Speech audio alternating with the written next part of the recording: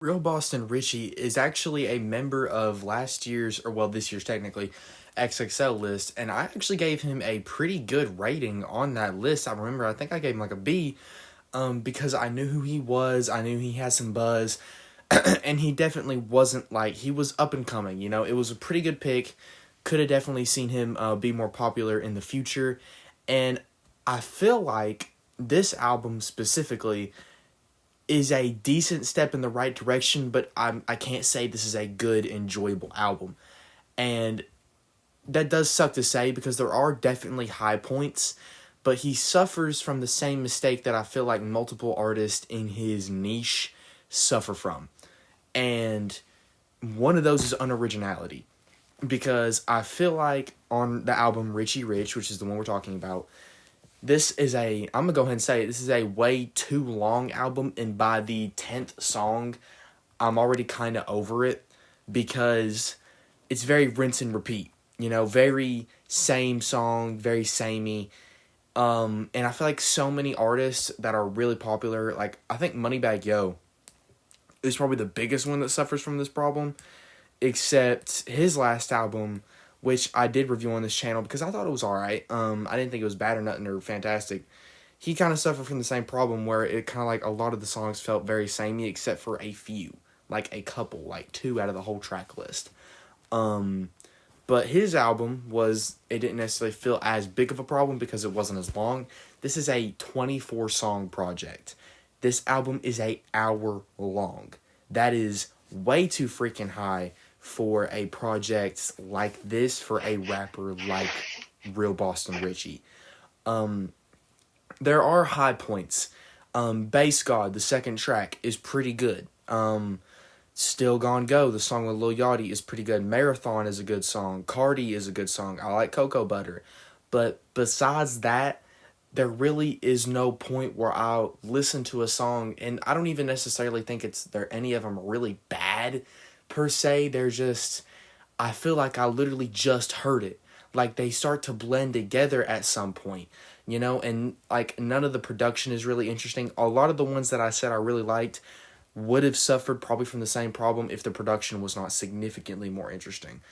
I think what helps Still Gon' Go with Lil Yachty a lot, first reason, is not even that just that it's Lil Yachty, it's the first song in the album with a feature, and it's like 9 tracks in, 7 tracks in, somewhere in that range.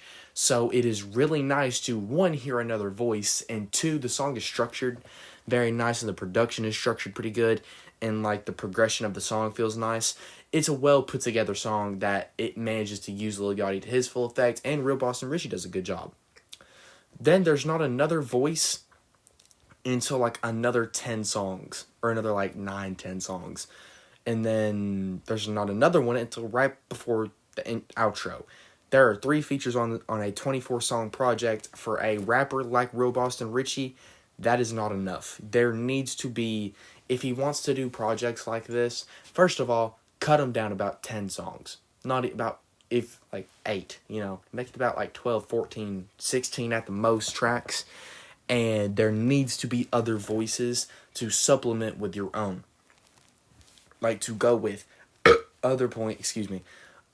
because if you don't do that, I feel like a rapper like Real Boston Richey, it's not even like he has an interesting voice. Like, I can't say he does because he don't, So, a lot of this album's problems will just lie in the fact that it's just very uninteresting.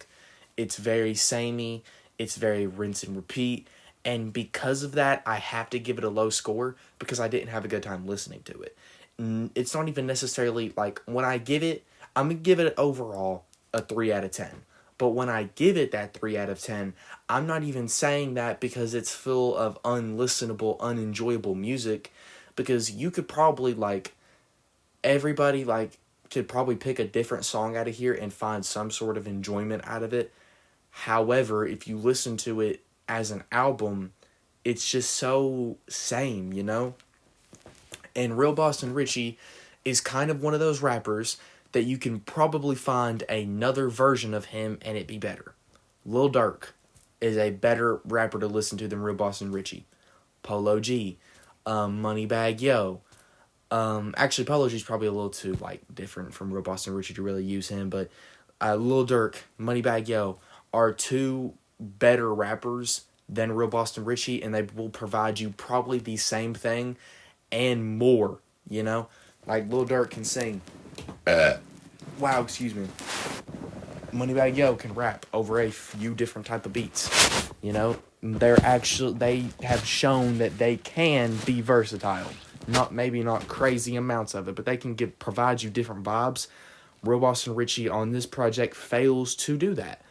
And I can't give him a high score because of that, even though I feel like giving him a 3 looks a lot worse than what it is. But I'm sticking to it. Overall, 3 out of 10. If you made it to the end of this video, then I greatly, greatly appreciate it. I'm starting a second channel around Christmas whenever I get my computer. I left a poll in the community tab if you want to go check that out. And you can, you know, pick which, like, kind of topic you might want it to be. It's looking like it's going to be definitely a stream highlights channel. However, obviously, I will be streaming, like, multiple different things. So maybe there'll be multiple different channels. Anyway, I really hope y'all enjoyed this video. If you want to show a little extra support, obviously subscribe and click the bell because there's going to be tons of daily uploads and tons of more videos and tons of new rappers to talk about and rap albums. And really, if I listen to an album I enjoy, I'm probably going to review it. Anyway, I hope y'all enjoyed this video. Check out the links in the description. I hope y'all are having a good day, and I love y'all.